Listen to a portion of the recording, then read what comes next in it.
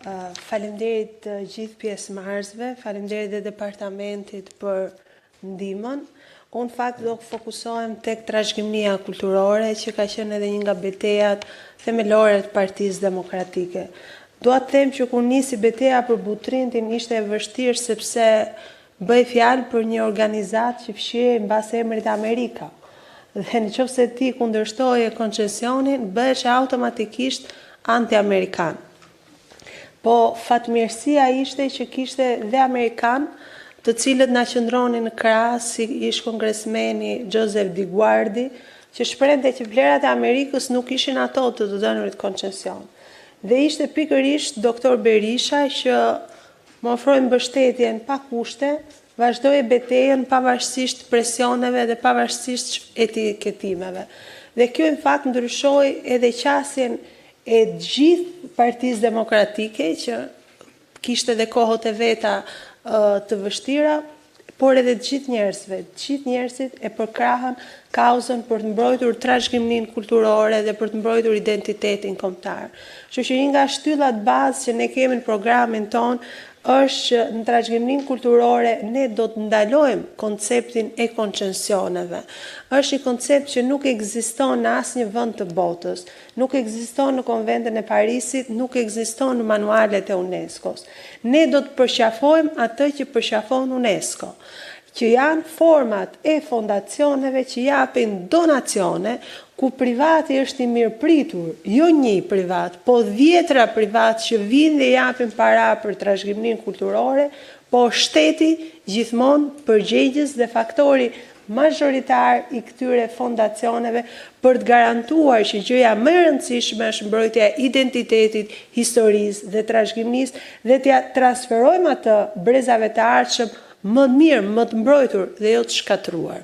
Dhe kjo është baza e programit të Partisë Demokratike për trashëgiminë kulturore. Ne sigurisht jemi krenar për historinë tonë, jemi krenar për identitetin dhe Shqipëria madhështore do të thotë një Shqipëri krenare, një Shqipëri që mbron identitetin e vet dhe lartëson atë kudo në botë. Ne do të ndjekim të gjitha parimet dhe të gjitha manualet që përcakton UNESCO në mbrojtjen e trashëgimisë kulturore. Jo vetëm për ato pasuri që janë të inskriptuara në UNESCO, por kemi edhe një betejë për të shtuar trashëgiminë që inskriptohet në UNESCO.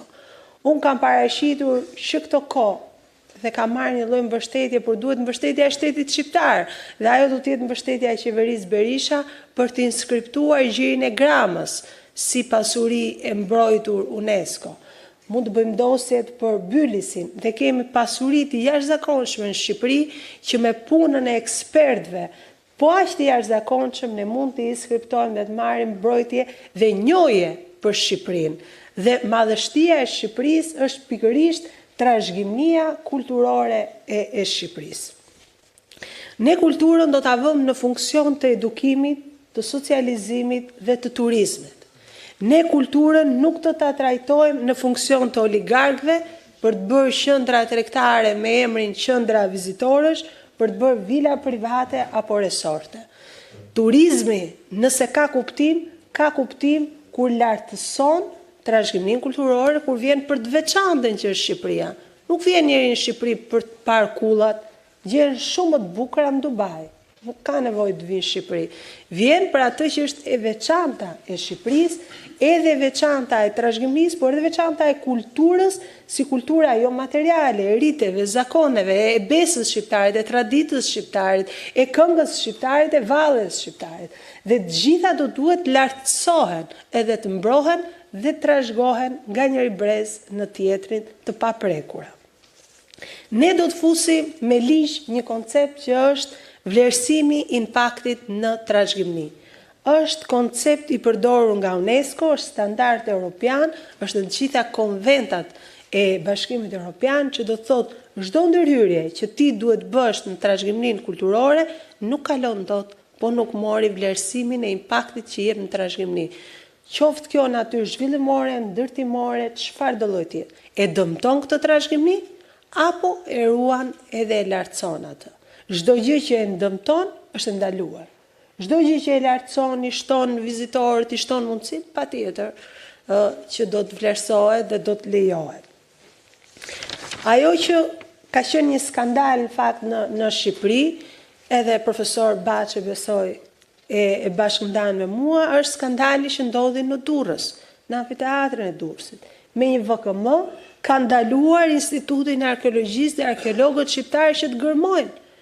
Ka ndaluar që të punojnë në Durrës, sepse ja kanë dhënë ADF-s dhe një kompanie Tauland SHPK, dhe vetëm ata mund të gërmojnë, vetëm ata mund të kërkojnë trashëgiminë tonë kulturore.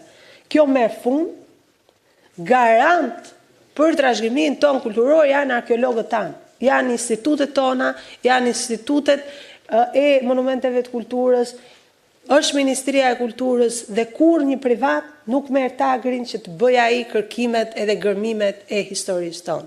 Ashtu siç anullohet menjëherë kjo VKM skandaloze që ndalon institutin që ka që nga 1966 që gërmon, që me profesor Cekën, me profesor Baçën, me gjithë me radhë që kanë sot pamundur të shkelin Durrës, sepse Durrësi është dhënë me koncesion për këtë kompani.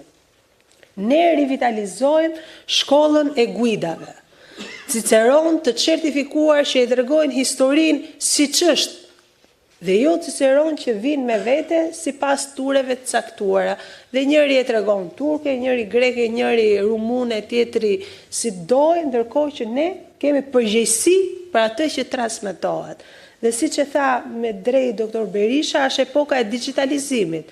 Do duhet të punojmë dhe kemi në programin ton audio guidat e digitalizuara që gjithë secili të ketë mundësi të dëgjojë me kufjet e veta dhe të ketë mundësi të shëtisi sitet e trashëgimisë tonë kulturore.